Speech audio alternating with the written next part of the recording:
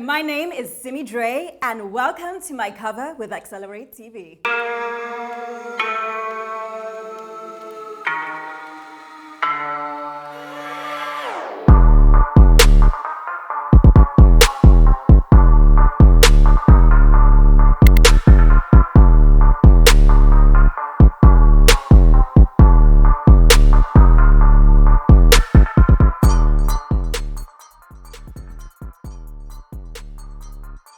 I know for a fact that I have always wanted to work in the media, but I didn't know what aspect of media. So I studied broadcast journalism and communications. Yes, I'm one of the very few people who actually studied something media related in the media.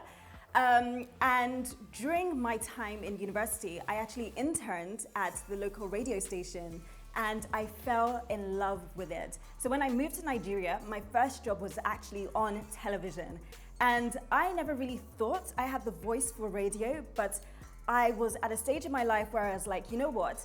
The only limitations I have are the ones I'm placing on myself. So when I heard that Beat FM was looking for new presenters, I was like, I have nothing to lose. I'm going to go and audition, and lo and behold, I got the job and I worked on radio as well. So now I'm officially a radio and television broadcaster.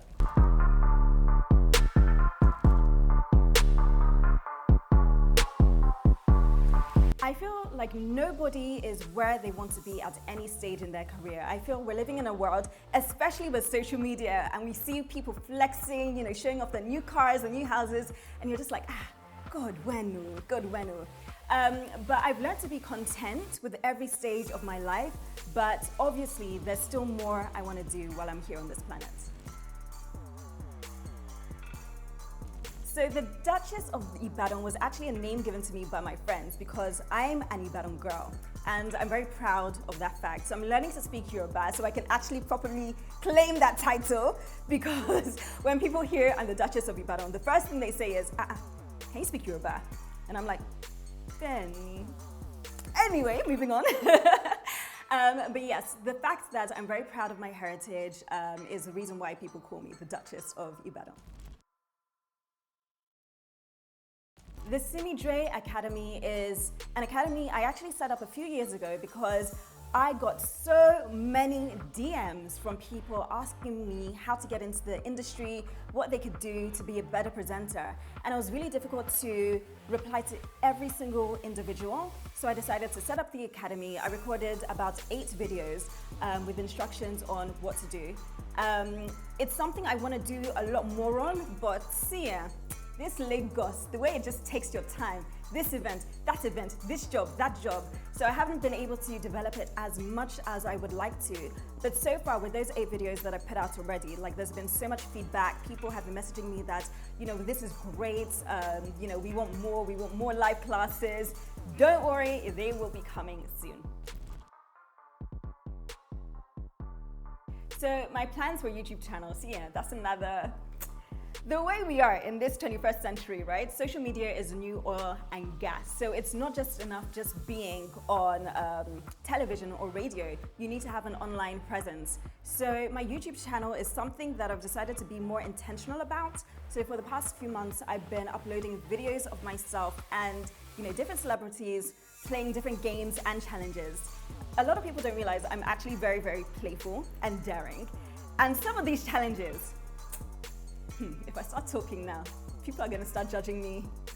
My husband maybe decide he doesn't want to be with me, but some of the challenges include eating dog food and cat food, and yes, I've done them both. Let's move on. What I will say is that if you're ever tempted to try dog food and cat food, I wouldn't recommend it. It doesn't taste great. Yes. The Nollywood industry is an industry I absolutely love. And yes, I've been growing in it.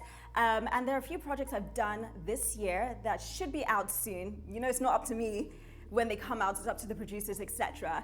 And I literally cannot wait to see it. I've done a few things that are on Netflix at the moment, but I want to do more, you know what I mean? I love the industry and I love what's happening with the fact that the rest of the world is seeing how valuable Nollywood actually truly is.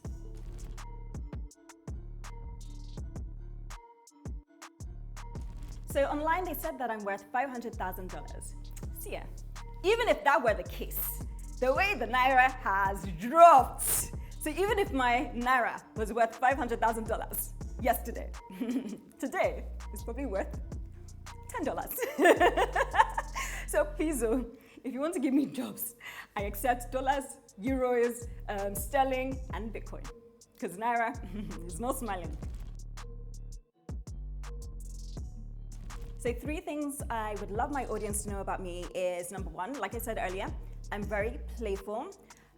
Number 2, I am not stuck up. So I get a lot of DMs of people telling me they saw me at different places, but they were scared to come and talk to me because they're afraid of chopping Ella. Don't worry, me too, I've chopped enough Ella in this industry. You can come over and you can say hi. And number 3, I'm very God-fearing as well. That's a huge part of my life, my relationship with God. The legacy I want to leave behind is a legacy of excellence and a legacy of honesty. I'm somebody who believes that you should do the right thing, even when the wrong path is easier. I want to be someone who, made the right choices to the best of my abilities, and is an inspiration for, people who also want to get into this industry or even other industries, I'm somebody who was actually very insecure growing up and very, very shy. And I decided that regardless of the fact that I was bullied and I felt that, I wouldn't get very far, I decided that I'm not going to place any more limitations on myself and I'm going to pursue my dreams. And I want other people to see me, see my life and realize that they can do the same or even better too. So a lot of people actually want to know a lot, not a bit, about my love story. But I was at a point in my life where Lagos men, Yoruba demons, had shown me pair. So I had bought a cat and I was like, you know what?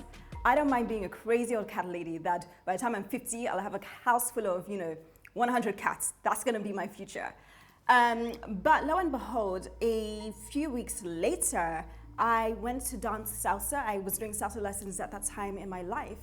And Julian, my partner, he had literally just come into Lagos that day, dropped off his suitcases, and was invited to the same bar that I was dancing salsa in. And after my classes, I knew a few of his friends, so I went over to say hi, spoke to them for a few minutes, and then I left. What I didn't realize is, as I was leaving, Julian was thinking, man, I would love to be with a woman like her. And yes, he's now with me.